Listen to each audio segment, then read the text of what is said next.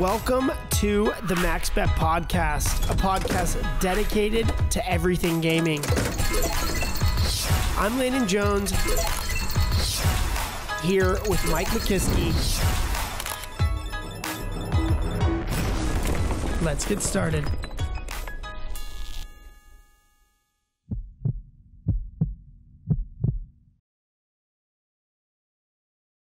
Hey everybody, welcome back to the MaxBet Podcast. Mike, what's going on? Not much, man. Just juiced. It's summer weather coming up. That's got me feeling good. We've been doing some fun stuff. I'm sure we'll talk about here in a minute. It's got me buzzing. So yeah, man, I'm doing well. How are you? Well, this is our second take because I forgot to record the last intro. So let people know behind the scenes. I'm just gonna jump right into what was my favorite thing to talk about in our last intro, which was the new UNLV building Black Fire, which we got a tour. How cool is that place? By Bo Bernhard himself. Mr. Bo Bernhard. He runs the building and that whole program. But yeah, it was fascinating, man. I knew they were doing some innovative stuff. You've seen it here and there. Like I know he does some of the executive leadership and it's broadcast out of Black Fire, right? But I'd never been there. And it's got some energy, man. It's electric walking around there. And for those of you that are listening, the Black Fire building is a building at UNLV, the University of Nevada, Las Vegas. Go Rebs. And it's their international gaming school. So if you guys are interested in getting a gaming degree, that is the pinnacle. Yeah, it seems like it. So it's right? Yeah, it's I'm pretty sure it's mostly gaming. It's gaming, esports, some other stuff. It was so I think by that they mean gaming and like video games and gambling stuff, right? Yeah. It's not just gambling, but yeah, it was wild. And it's apparently it's really fascinating. So he takes you up to the top and he says, hey, it's almost like that moment in The Lion King where he goes, see all that the light touches. But in this case, he goes, see all the dirt? He goes, that's all our dirt, right? Yeah, I held you up like my newborn Simba. But yeah, so like you see all this. So they have like 100 acres basically that, love them or hate them. Former U.S. Senator Harry Reid, I guess, got given to the school as part of a federal package. And it was dedicated to tech innovation and just kind of launching, I don't know, innovation. It sounds like the right way to say it, right? And it was really cool. So just walking around the building, you start seeing guys that are doing esports, different tech. I mean, you had Panasonic and LG with their own little mini labs there. The esports arena. Esports arena was pretty cool. Stadium seating. Yeah. And then you had, I hope I'm getting the name right. I'm pretty sure it's Dr. Rippey. Right. Okay. Which was the guy that was inventing that suit, right? The haptic suit. Cool. So it's like I didn't put it on, but it was like a full body suit, right? And then if you're in the game, like imagine you're playing a hockey video game or a football, like Madden, you could be, and then you get hit and it feel like your body feels like you just took a tackle. With like the VR glasses on. VR goggles and then like the electric pulses in the suit. So seeing that was pretty cool. So it's just, they're right on the bleeding edge. It was, that was wild. Every room, I mean, you had a full blown casino almost. Yep. You had hotel rooms that were fully built out. Hotel rooms that were fully built out. You had a room where they were building robots to clean robotics the hotel lab. rooms. Yeah, that was. I think they did that and they proved to concept it. And now it's like they won a bunch of money or something. Yeah, it's fascinating. Right next to that room was the rocket room. Apparently, we're launching a space shuttle. That's my favorite part of the tour. We just walk in and there's a lady in there. She's working and Bo's like, "Hey, what you working on?" She's like, "Well, I'm working on this thing. I'm going to send it into outer space." I'm like, "Wait, what?" Like, this is just a Thursday afternoon tour of the building. I shouldn't be looking at NASA level rocket labs, but. Yeah, it was pretty cool. So what those guys are doing, shout out to Bo Bernhard and his crew. It's definitely fun. I'll tell you this, when I walked out of that building, I felt very proud to be a UNLV alum. Just what they're creating and the innovations that they're seeking out is unbelievable. But speaking of innovations, the AI stuff they were working on in the building was pretty cool. We don't need to jump into it, but our partner Gaming Analytics. Well, it just reinforces to me that AI is the future. I mean, we didn't get a chance to talk to those guys because they weren't there, but they had some AI. It sounds like 3 guys that were up in Silicon Valley working on a bunch of things have brought AI back to Vegas. And like Kieran always says, our friend over at Gaming Analytics, he's saying, look, the AI is it's coming, right? It's here in a lot of cases. Amazon's using it, Google's using it, right? But it's coming to everybody. Like the day will be around where go into any casino and you're going to have some version of your data being analyzed by AI. And so it's just a matter of time. We talked about it and I almost feel bad for a lot of these brick and mortar casinos because we're like hit with so much technology at once. I mean, we've had the technology, but now we're really starting to implement it. So you've got what sports betting platform to pick, what iGaming platform to pick, what AI program to pick to like manage your customer, or cashless, or I mean, there's so many things. And if you're not staying in front of the technology, you're really going to be left behind by the competition, because it's going to be a brick and mortar game. Yeah, well, and then it'll be interesting to see how that ties, because the other big trend is the online gaming evolution coming over like the way it is in Europe, right? Because in Europe, there's a ton of online activity. So much. Yeah, whereas here, we're in the early days. So I think now the brick and mortar keeping pace. How does the brick and mortar expand into iGaming or online, right? That's just to your point, it would be, my head would be spinning if I was running one of these casinos. Love me or hate me, but I'm going to say this. If you're a brick and mortar casino and you're not looking at this stuff, you really should start. I've had talks with some casinos. They're like, it doesn't matter. And that's kind of like the Blockbuster effect, right? Yeah. You don't think that Blockbuster was too concerned with Redbox or Netflix? Yeah. And it's interesting to see like more and more talking to some of the startup culture, some of the early days guys, again, even like Kieran, who has a dozen, maybe a dozen and a half deals signed throughout the USA. And you're going, oh, I didn't know they were using that, right? And these are casinos that, for me, I work with all the time. And all of a sudden you're going, they're doing it, right? Some of these are major market movers in the Washington State or parts of California. And you're going, oh.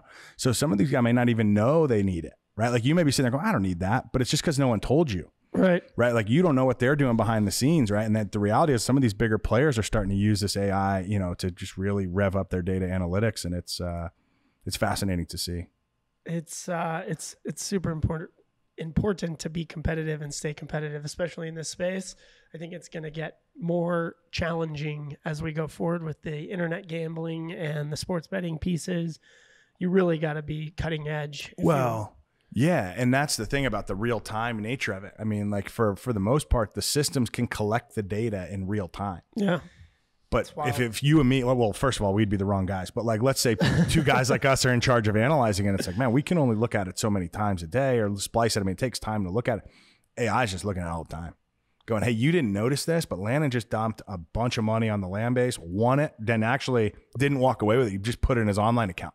Yeah. So he's kept it in the ecosystem, but you didn't know that because these two guys are looking at two different things, but the AI brings it all together. It's fascinating. So yeah, it'll be interesting to see how this evolves and how fast, because I feel like it's going to go supercharged. Like I feel like in a year, we're all going to be sitting there going, wow, AI's everywhere. And how crazy is that? Well, that was cool. I mean, that's what was cool about the Black Fire building is you had all these technologies that are coming to fruition and it was all in one space. Yeah. And so it just made you really realize, like 1,000-foot view, like, holy crap, there's a lot coming to our industry. Yeah. And you and I are just hitting the tip of the iceberg in terms of what's out there. So well, and what's cool about that, back to Blackfire, like it's because Caesars corporate has a presence there, Boyd, I know Sightline's building something. So there's a bunch of different companies. So some of these student kind of tech innovative companies are going, oh, well, I'm just going to run over here and grab the head of Caesars R&D and just say, hey, how does this make sense? And he goes, oh, tweak that. And then it's like, you got so much value just in that 10 minutes of like coffee bar conversation. So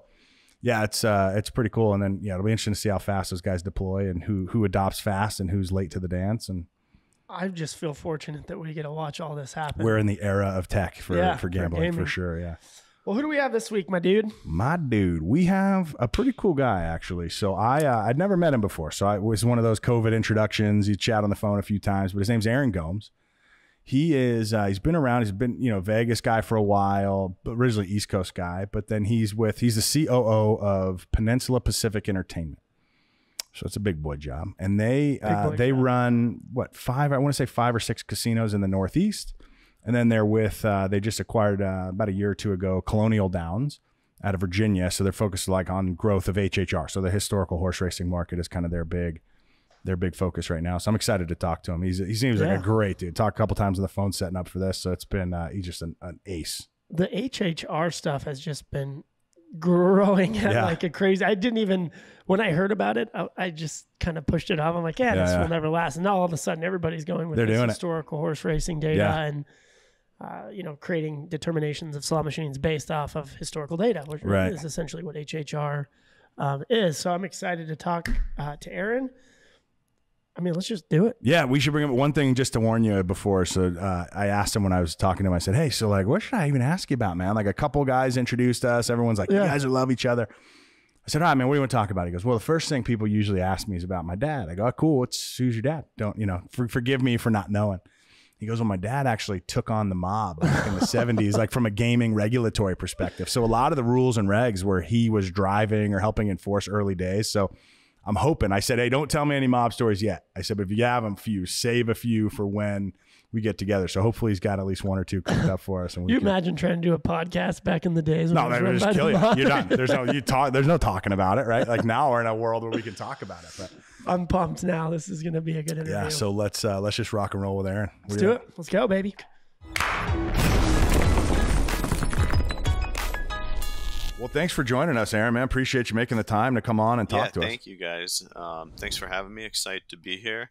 Love what you guys are doing for the industry and excited to talk with you. So thanks for thinking about me. Awesome. Yeah, man. So you mentioned you're out in Virginia, right? So is that the HQ for your crew? Yeah. Peninsula? So we moved our headquarters out here about, 2.5 years ago now. And I could pretty much live anywhere. I'm on the road so much, but this is a great place to live, closer to our family back in New Jersey. So couldn't be happier. You're the George Clooney character from Up in the Air. You're just constantly on the road, 300 days, just hotel millionaire. For the most part, it was like that. Certainly pre-COVID, it's calmed down a little bit, but I'm sure now with all the vaccinations, it's going to pick back up.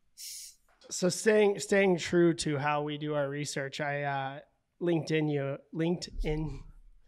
I found you on LinkedIn about an hour ago, and so I was doing a little research, and I know what you do. And just for our listeners, I kind of wanted you to give a little overview about Peninsula and what you guys are working on. Sure. So those who have been around the industry for a while probably heard of Peninsula Gaming, which at some point in the early 2000s, it was one of the fastest growing private casino companies in the nation.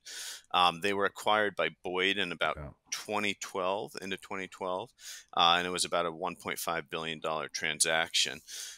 So when I came back from Australia in 2014, the principals were looking to start a new gaming company, which is when I started with them and have been with them since. So our first project was when we won an RFP for Del Lago Resort and Casino in upstate New York. That was about a $450 million project. We have the Hard Rock Casino in Sioux City, Iowa. We bought the Diamond Jacks in Bossier City, Louisiana, which had gone through several bankruptcies prior to us buying it.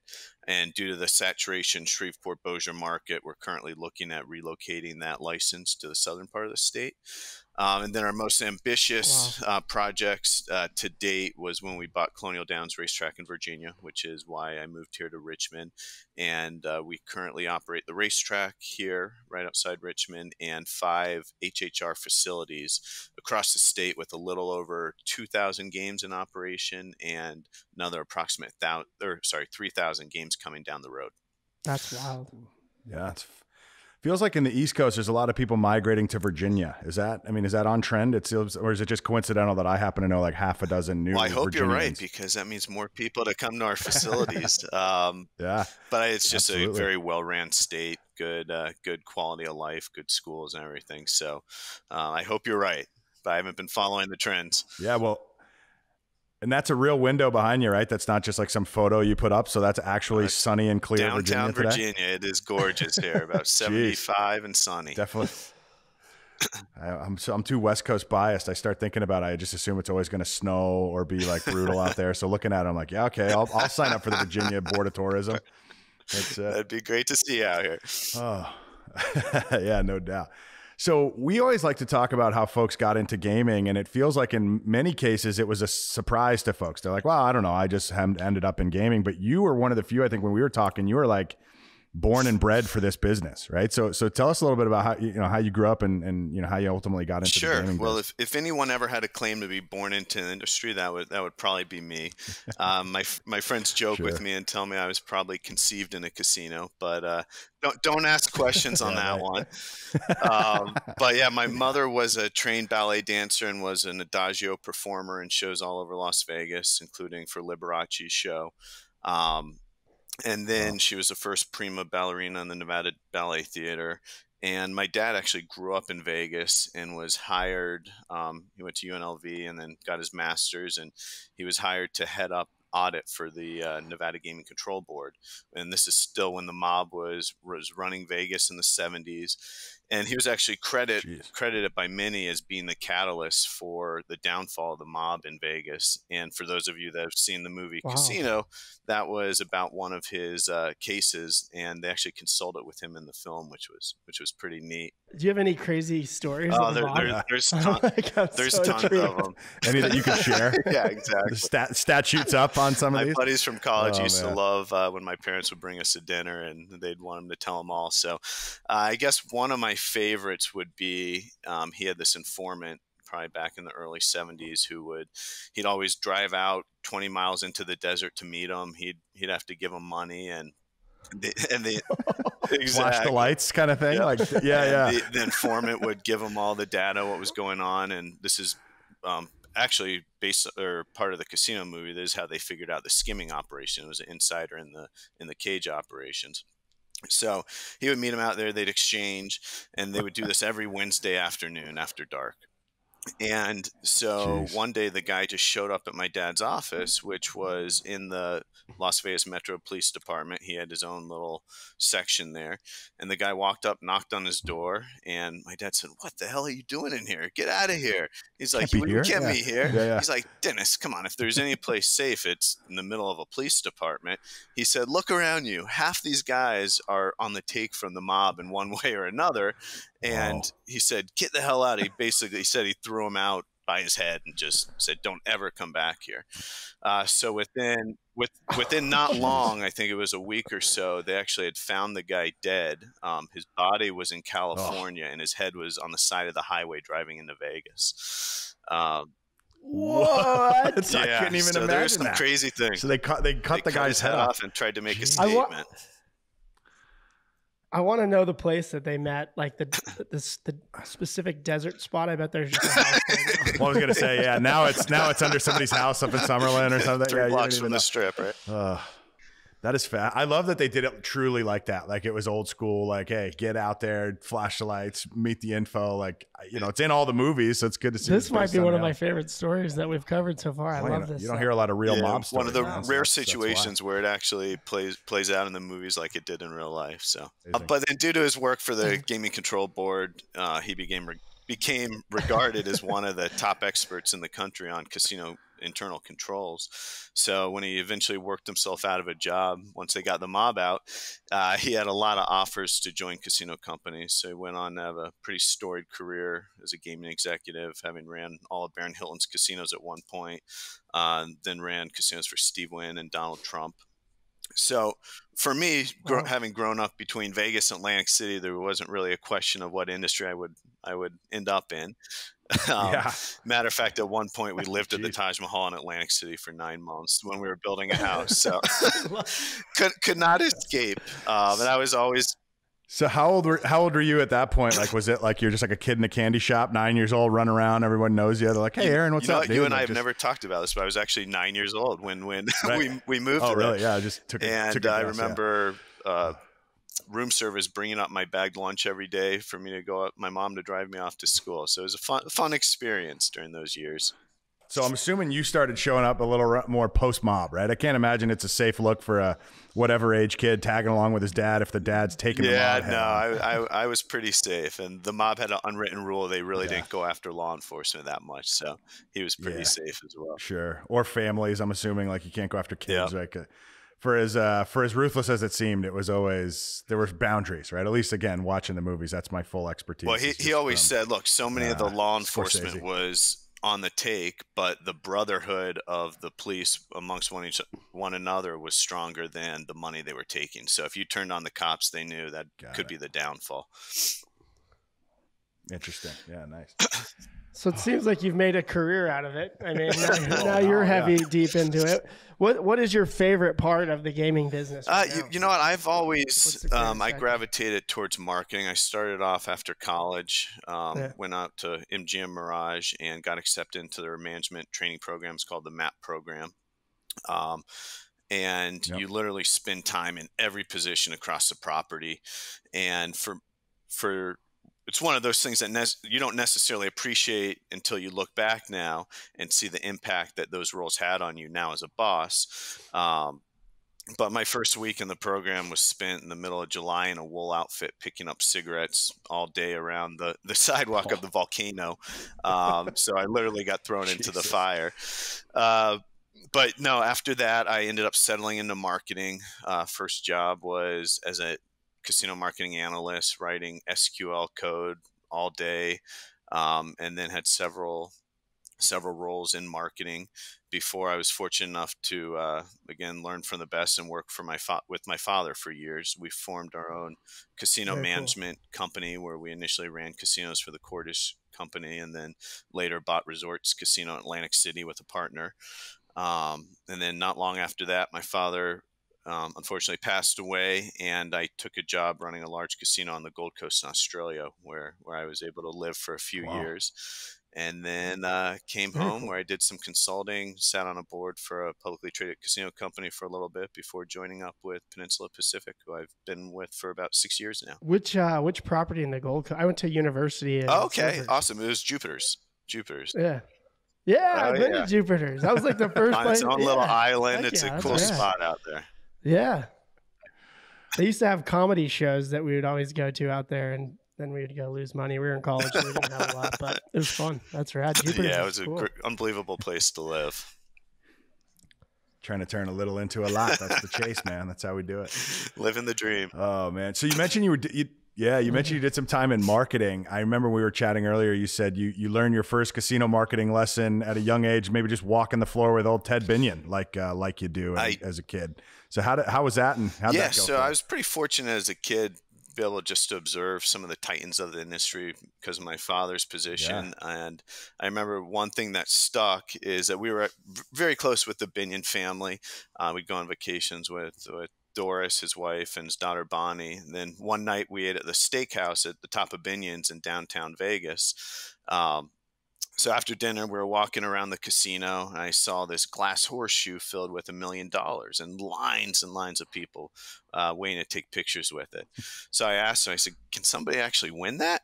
He said, "No, it's just for display." And then I said, "Well, what's it there for?" And he said, "Let me tell you something, son," with his kind of Western accent.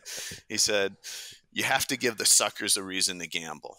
And now, by no means do I consider gamblers suckers. I like to play myself, right? But that was my first intro into casino marketing. And I think something that still holds true today, and only appreciated that when I got into marketing. And he was right. Again, not that gamblers are suckers, but that the more people you can get in the building, the more attractions you have, the more people that you're going to get a chance to get a piece of their dollar. So that really, again, didn't think of it as casino marketing until later on in life, and it's stuck.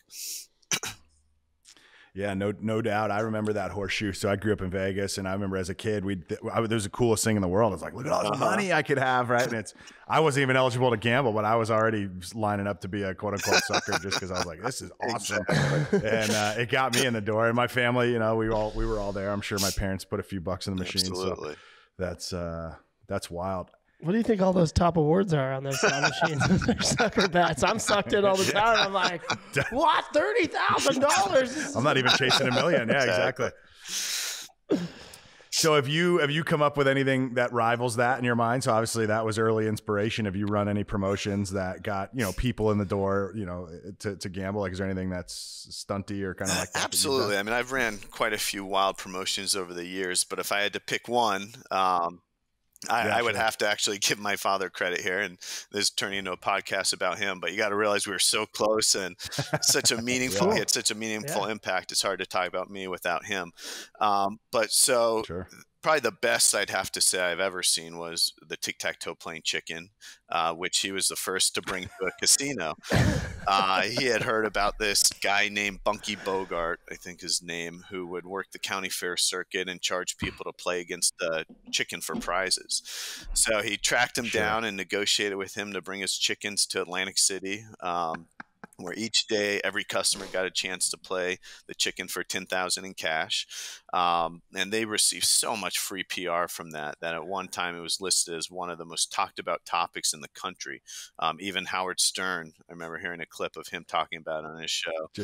And I think since then, just about every gaming jurisdiction in the country has had the chicken come to town. And I actually had them in Australia, where the chickens, funny enough, had to quarantine. COVID. Pre-COVID, but they were like, we don't know what this chicken bird flu bullshit is. There's no better. So what was the chicken's batting average? Was he it was all no secrets here. It was kind of computerized, and the chicken would tick where the food went, but you didn't actually see that. So they'd win every once in a while. I remember in the beginning when they first created or brought it to the casino, the chicken won twice, and twice in a row, actually. And so they got, again, a ton of PR off that, and the press came in and they asked my father what happened to the chicken who lost 2 times in a row, and he walked down to the buffet and pointed at the chicken in the buffet dish. That's where he's at. That is so wild. Dinner tonight, baby. Exactly. Dinner tonight. Yeah, you got to earn your keep to stay as the face of the tic-tac-toe chicken program. So I have a quick question for you. And I had a lunch yesterday with some operators, and kind of bring it back into the operation piece of this interview. And some guys that I know that run a casino, I won't mention the casino, came out from California to look into some sports betting platforms.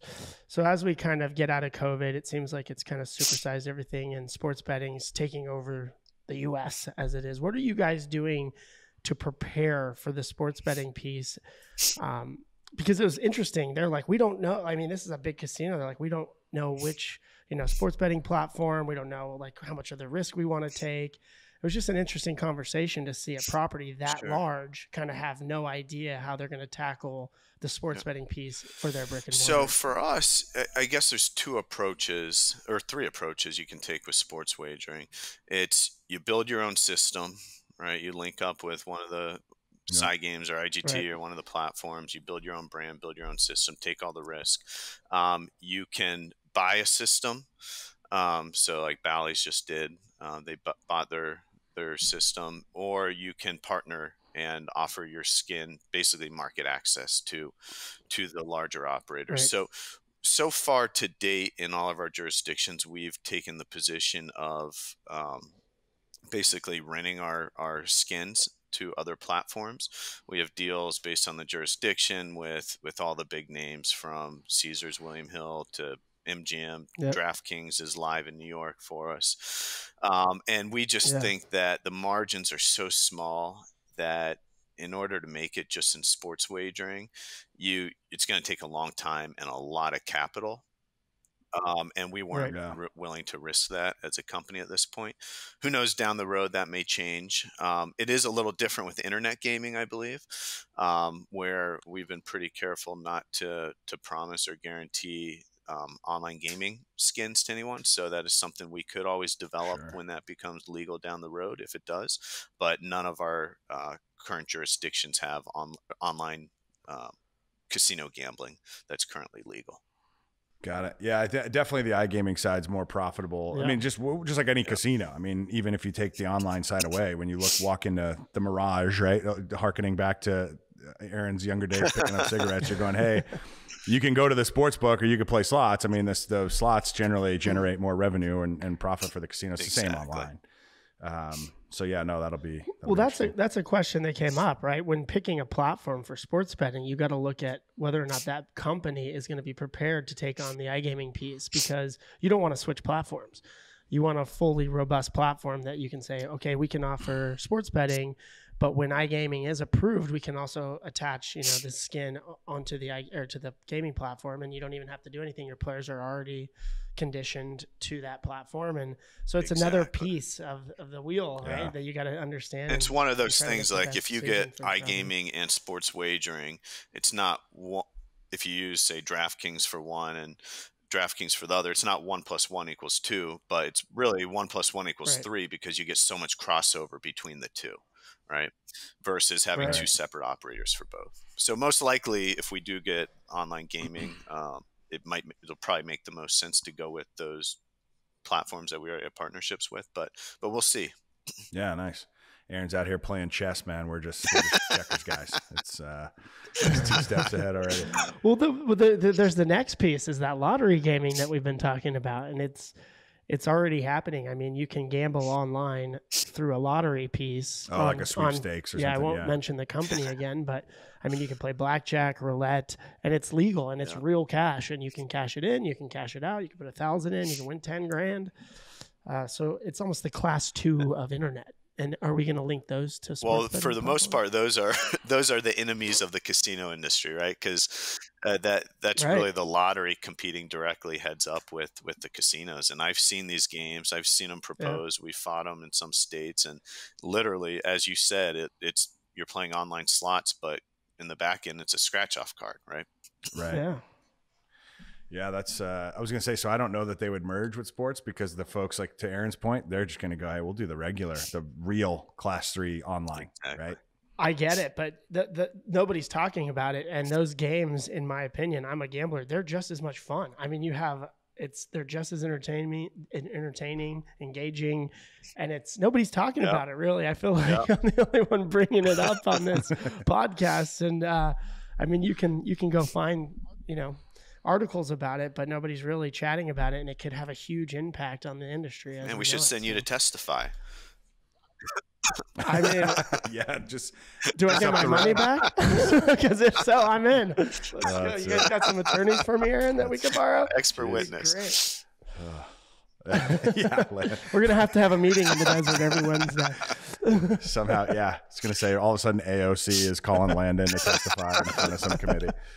Jeez. Well, there you go, buddy. So, okay. So not so much on the online sports thing, but you guys with your purchase of Colonial Downs and then moving into the Virginia market have entered into a space that feels like it's really buzzy lately, but it's been around a while. Is the historical horse racing, so the HHR piece. So, I'm assuming you got into the Colonial Downs piece with HHR in mind. But like for folks that may not really know, like, can you give us an overview on what is historical horse racing and how does it work compared to maybe Class 3? So I'll start off by saying that from a player experience perspective, playing an HHR game versus playing a traditional Class 3 slot machine is almost identical. From the look of the game, the time on device, the volatility, average wager, spins per minute, etc. Really, the main difference is in the non-player facing back end. As I think most people listening to your podcast are aware, with a Class 3 game, you're playing against the house with a random number generator determining the results of each spin. HHR is similar to Class 2 bingo games that are still very present, popular across the country, mostly at the Native American properties, in that a central server determines the results of each spin. But unlike bingo Class 2 games, the results of each spin are determined by parimutuel math based on random historical horse races.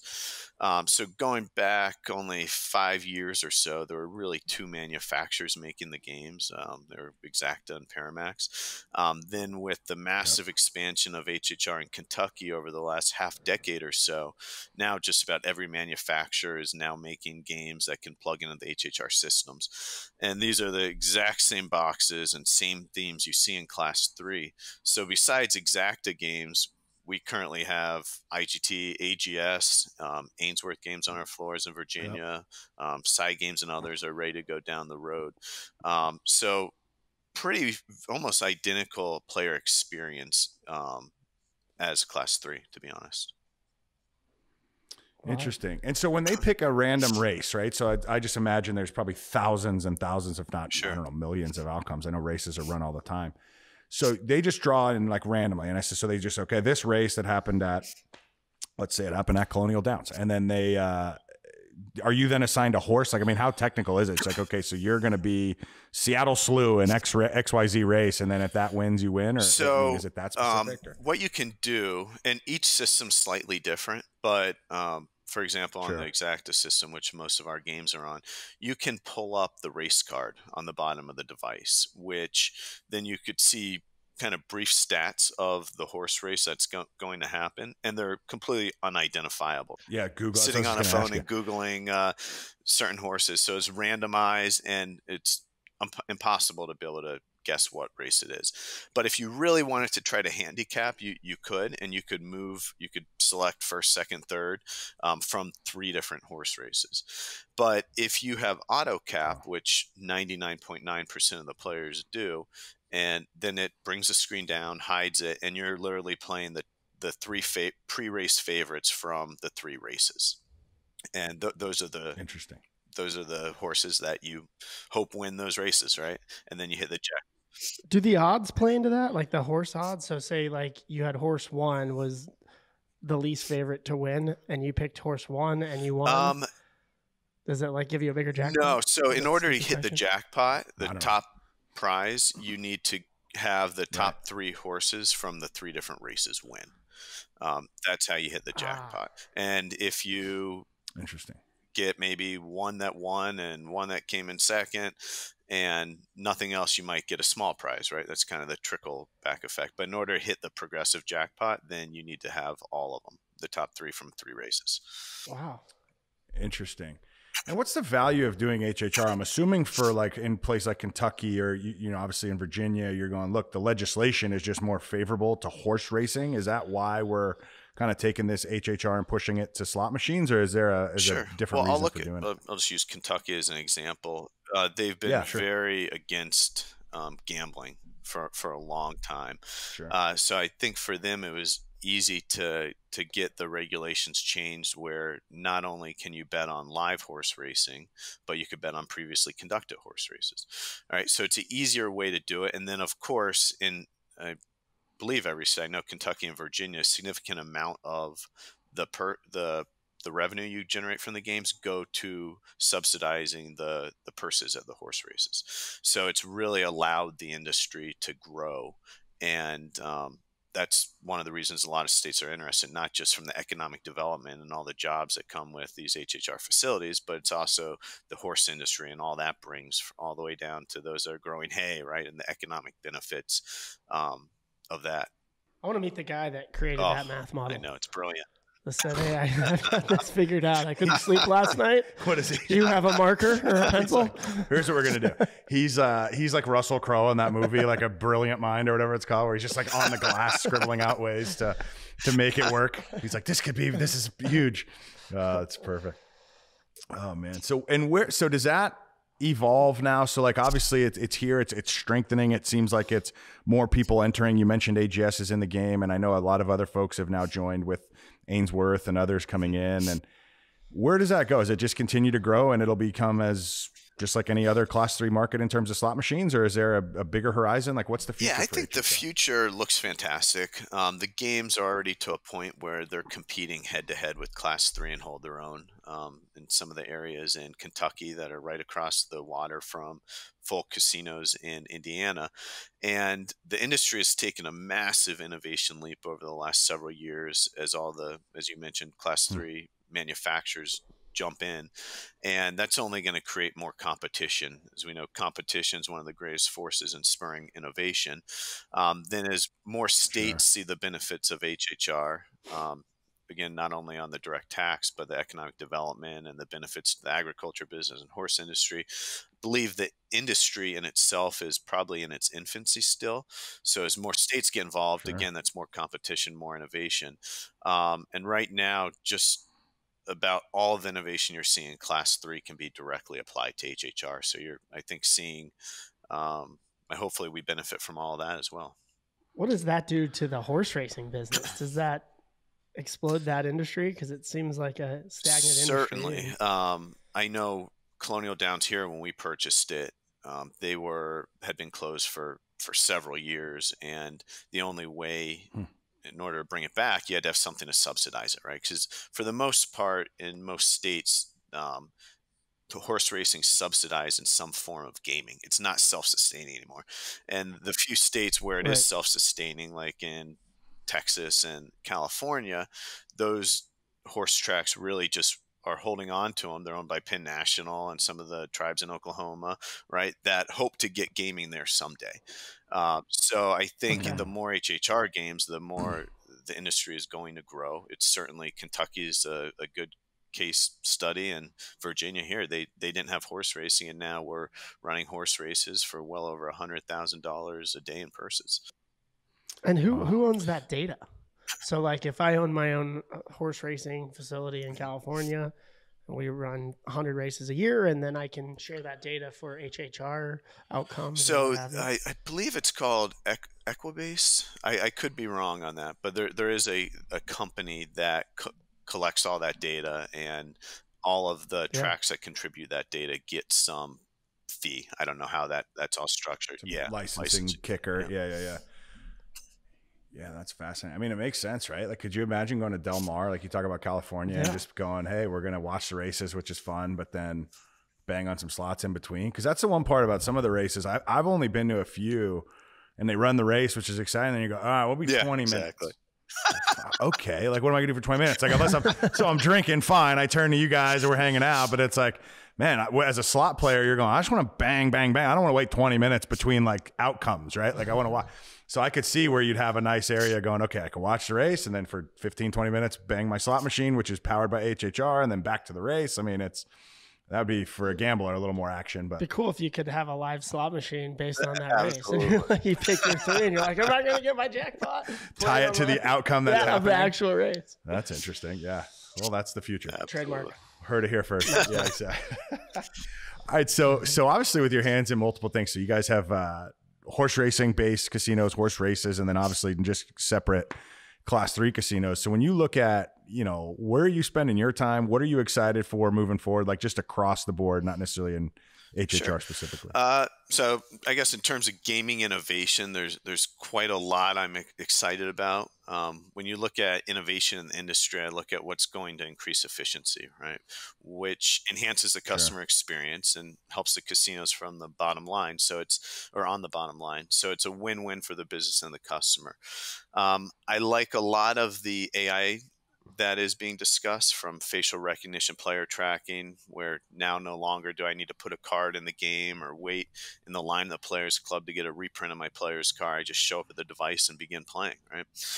And AI can also be used at tables via the surveillance system to rate players based on facial recognition. It can actually identify the value of their bets. So no longer do you need to have a supervisor taking a random sample of average bet to estimate the player value. You know exactly who's playing and what they're playing and what they're betting. So you have essentially perfect ratings rather than a sample. Then from a marketing perspective, at that point, knowing precise values of every bet, I think you'd see progressives on table games become much more widespread, which would, again, keep players at the tables longer. And you could be betting $10 a hand and hit a specific hand, and now you're getting a $10,000 progressive. So all these things, I think, will make the players visit more efficient, again, thereby increasing the revenues without adding additional strain to the casino's resources. Other intriguing innovations to increase efficiency would be mobile wallets, which would, I think, help get money in play quicker, or even for those that maybe facial recognition is a step too far, then a first step might be Bluetooth mobile player's card, where you have your phone in your pocket, it automatically recognizes it, you just enter your PIN and you're playing. But finding technologies that deliver efficiencies are important, again, at one property. But when you start running the numbers and looking at it across almost 10 properties like I am, each little efficiency you can find has big value to the company.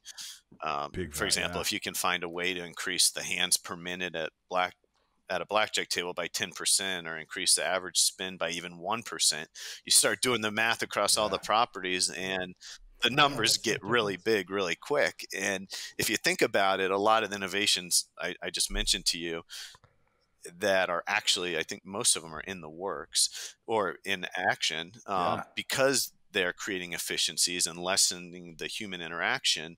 I believe that naturally we'll see an accelerated deployment in a post-COVID world here.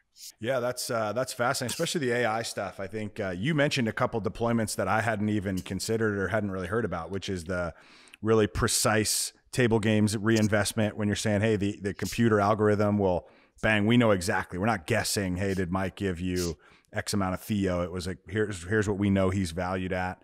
And then the security stuff. Because when we hear about it, like, for example, we talk about all the time with gaming analytics, they do a lot slot floor optimization, player retention, kind of AI, but then taking that out to table games reinvestment, security, like that's interesting. And I would imagine there's probably a lot of hidden costs in those areas where you go, hey, streamline that. It's material. It's a big savings. Yeah. That's wild. That is cool. I wish they could make your dealer interaction change. So like if you had, because people like specific dealers, and it enhances the experience when your favorite dealer's at the table. I wish there was notifications. It's like, hey, Bob Bergen denied, like on, you know what I mean? And you're maybe, like, cool. Yeah. It's almost like the Peloton thing, right? Right. You have you're the guy that you like to ride with, or the girl you like to ride with. I don't know. I'm just shooting ideas. You're right. My day to be innovative, I guess. You're definitely right about the Peloton side. I don't know how hard that is as a casino operator to do for the dealers, but that's a little celebrity status. Probably have to pay them different, pay them as entertainers now or whatever. But how many slot machines are you guys running right now? Like so we have, let's see, close to 2,000 in New York, over 2,000 Virginia, 600 in Kansas. We're pushing probably 6,000. Wow. Nice. Quick. Again, we're going to add almost 3,000 Virginia alone in the next couple of years. So wow, huge opportunity. It's massive. And that's through the HHR and HHR in Virginia. Yep, correct. Yeah, very cool. That's wild. So speaking about all this gambling, so we got HHR machines, table games, everything else. I'm assuming you yourself have gambled once or twice in your life. Do you have a fun gambling story you're willing to share? I have so many. If I had to pick one, I think the saying that you always remember your first holds true with me, right? For our senior trip in high school, we all went to Atlanta, Bahamas. Right? And the most exciting thing for me was I was going to be able to legally gamble for the first time since it was 18. I was 18. So prior to going, I think I read 3 or 4 card counting books. The one I remember I read a couple of times was called Knockout Blackjack, and you think you're a pro. So for months I was counting down decks before bed, in between studying for senior exams. So it didn't end up that way. I didn't get my big run at first, and the first few days I lost every night. Again, wasn't a lot, but for an 18-year-old kid, it seemed like it at the time. Then on the last night, I just got on a roll, to the point that I had multiple people asking to place bets behind my hand. And then there was one guy that was just handing me chips to bet on top of my hand. So I'd win a hand and divvy up the chips, and he'd throw me a chip every hand he won just for me to keep. It was like a tip. And I wasn't even looking behind me, just kind of chatting over my shoulder. Then after a great run, the guy throws a gold Rolex on the table, and he asked the pit boss if he could cash in for chips to bet with the kid, he called me. And he was clearly very drunk at the time. And I looked back, and it was the WWF wrestler Ric Flair. So my first big win when I was 18, again, it wasn't a big win, but first time I got on a roll was when I was 18 with Ric Flair betting on my hands, which was pretty cool. And haven't won much since. So that was a fun experience that night. You never need to gamble again when your first experience is Ric Flair just crushing Rolexes on the table for you. He's studying for his final exams. He goes into his math test. He's like, +1, -1, +1, -1. This is not how you get to 83. Well, that's my favorite part of the whole story, because he's going, I mean, Ric Flair makes it pretty awesome, but you're going, he didn't just think, oh, I'm going to go gamble, put some money. He's like, I'm studying, I'm breaking the house, I'm coming for you. It's like, man, that's what growing up in the biz gets you. He's like, I know the rules. I gotta go work the system. Exactly. Well, oh man.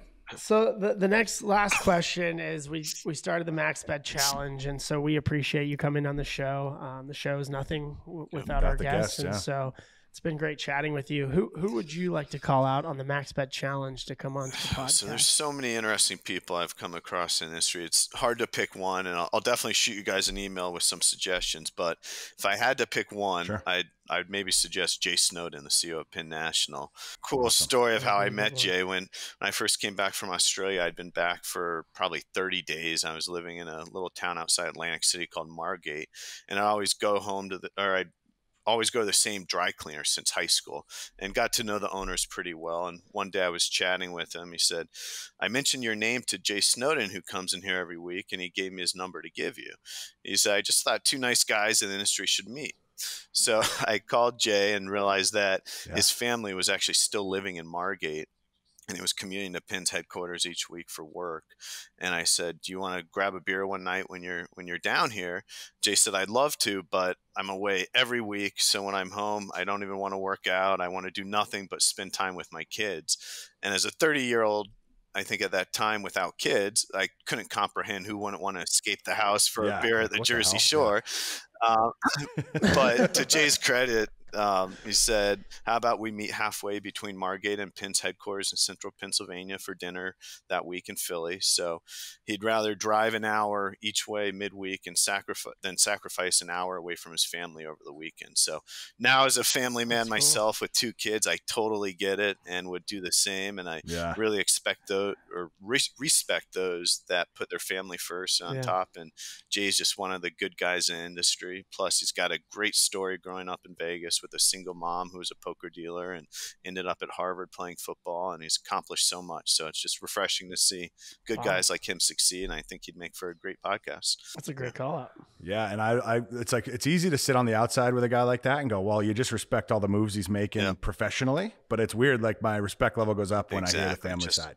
Because you know how hard it is. I mean, the pull of being an executive and having the kids, and it's easy sometimes to go, the kids will forgive me. It's like, well, no, man, you got to be there. So that's awesome. Well, perfect. Well, we look forward to that. So, Aaron, thanks for your time, man. This has been fun. Appreciate you making room for Max. Thanks for reaching out to me. I really appreciate it.